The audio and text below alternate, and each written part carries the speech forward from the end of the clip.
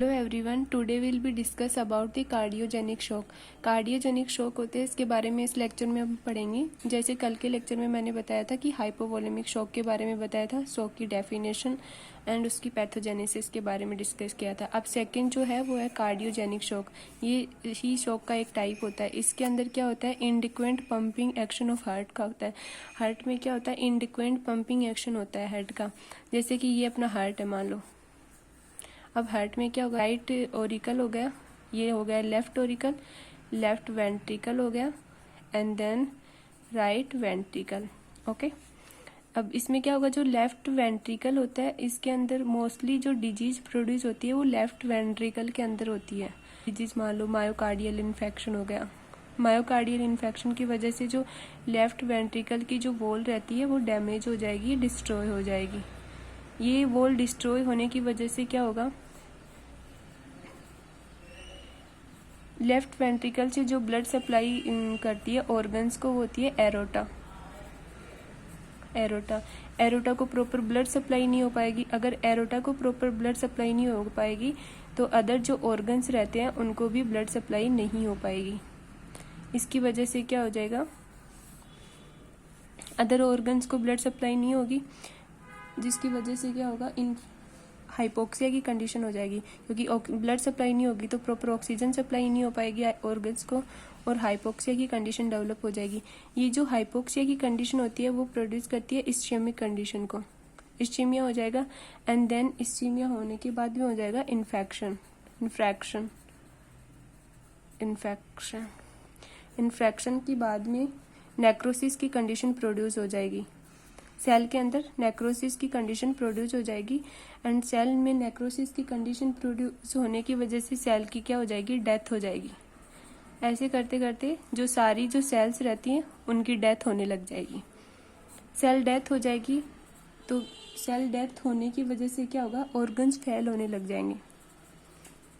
Organs fail हो जाएंगे, one organs failure की कंडीशन आएगी and then multiple organs failure की कंडीशन आएगी और लास्ट में क्या हो जाएगा, शॉक की कंडीशन प्रोड्यूस हो जाएगी।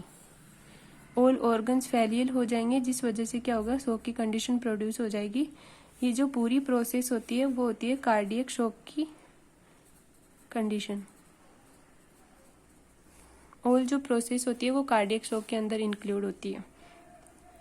इसके क्या क्या रीजन हो सकते हैं, कोज क्या क्या हो सकते हैं कार्डियक शॉक के। एक्यूट मायोकार्डियल इन्फ्रैक्शन हो जाता है, कार्डियो मायोपैथीज हो जाता है, पल्मोनरी एम्बोलिज्म हो जाएगा, टॉक्सीमिया हो जाएगा किसी भी कंडीशन से, किसी प्रकार की कोई जो पॉइजनिंग होती है हार्ट के अंदर किसी भी कंडीशन से हो सकती है, उसको बोलते हैं टॉक्सीमिया। कोई भी सर्जिकल कंडीशन हो, मान लो वल्वर डिजीज हो, कार्डियक टेम्पोनोड्स फ्रॉम हेमीपेरिकार्डियम, टेम्प नोड्स की वजह से हो सकती है, कार्डिक आर्थरामिस हो सकता है, पल्मोनरी एम्बोलिज्म हो सकता है, रेप्चर ऑफ हार्ट हो सकता है वेंट्रिकल्स और पल्मोनरी मसल्स की वजह से। ये होता है इसकी कोज ऑफ कार्डियक शॉक की। एंड जो कार्डियक शॉक होता है वो क्या होता है, कार्डियक शॉक के अंदर कार्डियक शॉक अक्कर होता है वेन 40% और more of the left ventricle is destroyed. मतलब जो 40% जो डिजीज रहती है जिसके अंदर लेफ्ट वेंट्रिकल डिस्ट्रॉय हो जाता है, इसकी वजह से कार्डियक शॉक प्रोड्यूस होता है। मोस्टली होता है 40% या इससे ज़्यादा की कंडीशन में जो लेफ्ट वेंट्रिकल होता है वो डिस्ट्रॉय हो जाता है, जिसकी वजह से कार्डियक शॉक प्रोड्यूस होता है। इसकी पैथोजेनेसिस देखेंगे अपन कार्डियक शॉक की। कार्डियक शॉक की जो पैथोजेनेसिस होती है उसके अंदर क्या होता है, कार्डियक शॉक में क्या होता है कि मतलब मायोकार्डियल इन्फेक्शन वगैरह ऐसी ये डिजीज़ वगैरह प्रोड्यूस हो सकती हैं। इन डिजीज़ वगैरह की वजह से क्या होगा, कार्डियक आउटपुट कम हो जाएगा। ऑल जो डिजीज़ होती है वो क्या करती हैं, मायोकार्डियल इन्फेक्शन एंड अदर जो डिजीज़ होती है, जो कार्डियक हार्ट की जो लेफ्ट वेंट्रिकल की डिजीज़ होती है, जो क्या करती है, कार्डियक आउटपुट को डिक्रीज कर देंगी। ये जो पैथोजेनेसिस है, अपन जो सारे टाइप के शॉक होते हैं, टाइप्स ऑफ शॉक, उसके अंदर सबके अंदर मोस्ट कॉमन ही है, लेकिन जो स्पेसिफिक है वो है कार्डियक आउटपुट के लिए जो स्पेसिफिक है वो यहाँ से है। इसके अंदर क्या होगा, सारी डिजीज की वजह से क्या होगा, कार्डियक आउटपुट कम हो जाएगा और कार्डियक आउटपुट कम हो जाएगा तो ब्लड फ्लो कम हो जाएगा, पल्स रेट कम हो जाएगी, ऑक्सीजन की सप्लाई नहीं हो पाएगी ऑर्गन्स को, और हाइपोक्सिया की कंडीशन डेवलप हो जाएगी। जैसे मैंने बताया अभी कि ऑर्गन्स को प्रॉपर ब्लड सप्लाई नहीं होने की वजह से हाइपोक्सिया की कंडीशन हो जाएगी। इसको अपन बेटर वर्ड में एनोक्सिया लिख सकते हैं। हाइपोक्सिया की कंडीशन डेवलप होने की वजह से क्या हो जाएगा, इस्चेमिक कंडीशन प्रोड्यूस होगी, इन्फ्रैक्शन होगा एंड देन नेक्रोसिस प्रोड्यूस होगा। एंड नेक्रोसिस की वजह से सेल की डेथ हो जाएगी, मल्टीपल ऑर्गन फेलियर होगा एंड उसके बाद में शॉक प्रोड्यूस हो जाएगा। जैसा कि हमने देखा अभी 40% जो डिजीज होंगी वो लेफ्ट वेंट्रिकल की डिजीज होंगी, जिसकी वजह से कार्डियक शॉक प्रोड्यूस होता है। अब इसके सिम्टम्स क्या होंगे शॉक के? शॉक के अंदर क्या होता है कि जो लेफ्ट वेंट्रिकल होता है उसकी जो वॉल डैमेज हो जाएगी, प्रॉपर ब्लड सप्लाई नहीं हो पाएगी एरोटा को प्रॉपर ब्लड सप्लाई नहीं हो पाएगी, तो एरोटा के आप ऑर्गन्स को प्रॉपर ब्लड सप्लाई नहीं कर पाएगी। जैसे कि मैंने बताया कि एरोटा के अंदर ब्लड सप्लाई नहीं होगी, एरोटा के अंदर ब्लड सप्लाई नहीं होगी तो इसकी वजह से क्या होगा, इसमें सिस्टोलिक कॉन्ट्रैक्शन नहीं होगा, बिकॉज जो लेफ्ट वेंट्रिकल होता है इसकी जो वॉल्स रहेगी वो डैमेज हो जाएगी, वॉल डिस्ट्रॉय हो जाएगी या डैमेज हो जाएगी। इसकी वजह से क्या होगा, जो लेफ्ट वेंट्रिकल होता है इसमें जो कॉन्ट्रैक्शन होता है वो बहुत स्लो होने लग जाएगा, लूज होने लग जाएगा, बहुत धीमे होगा।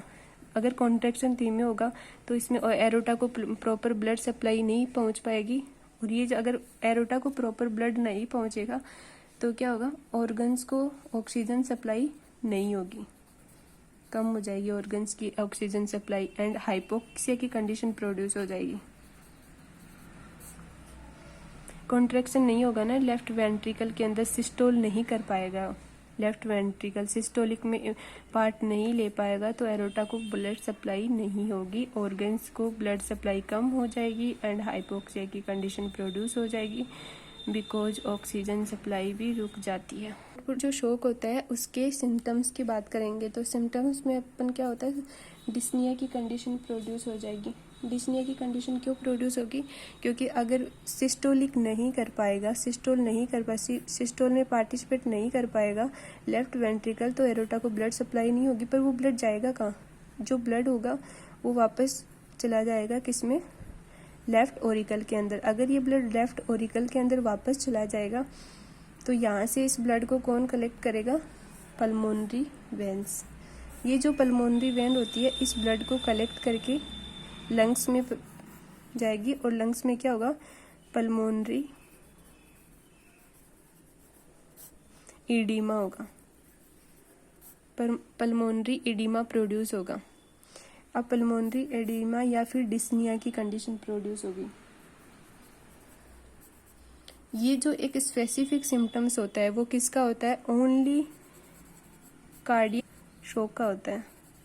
बाकी अदर जो कंडीशन होते हैं, जैसे अगर हाइपोक्सिया की कंडीशन है, ओलिगोयूरिया की कंडीशन है, हाइपोटेंशन की कंडीशन है, ये हाइपोवोलेमिक शॉक के अंदर भी प्रोड्यूस हो सकती है, बट ओनली वन जो पल्मोनरी इडिमा या फिर डिस्निया की जो कंडीशन होती है वो ओनली प्रेजेंट होती है कार्डियक शॉक के अंदर। इसके सिम्टम्स पल्मोनरी ओडिमा या फिर डिस्निया की कंडीशन प्रोड्यूस हो सकती है, हाइपोटेंशन हो सकता है, रैपिड ब्रीदिंग हो सकती है। ओवरव्यू देखें तो अपन क्या होगा कि कार्डियक आउटपुट में एक ही होगा कि कार्डियक आउटपुट के अंदर लेफ्ट वेंट्रिकल में कोई भी किसी भी डिजीज की वजह से, ये जो हार्ट की डिजीज है इनकी वजह से क्या होगा, उसकी वॉल डिस्ट्रॉय हो जाएगी एंड उसके अंदर जो सिस्टोलिक में पार्टिसिपेट नहीं कर पाएगा, अगर सिस्टोलिक के अंदर पार्टिसिपेट नहीं कर पाएगा तो क्या होगा, कॉन्ट्रैक्शन प्रॉपर नहीं हो पाएगा। इन दिस कंडीशन में कॉन्ट्रैक्शन नहीं होगा तो एरोटा को ब्लड सप्लाई नहीं होगी, एरोटा को ब्लड सप्लाई नहीं होगी तो ऑर्गन्स को ऑक्सीजन सप्लाई, ब्लड सप्लाई नहीं हो पाएगी, और जो अदर ऑर्गन्स रहते हैं उस फेल हो जाएंगे, मल्टी ऑर्गन फेलियर की कंडीशन आ जाएगी एंड शॉक प्रोड्यूस होगा। Thank you for watching my YouTube channel. Please subscribe and share and comment my channels. अगर किसी भी टॉपिक के बारे में आपको जानकारी लेनी है तो आप कमेंट बॉक्स में कमेंट कर सकते हैं।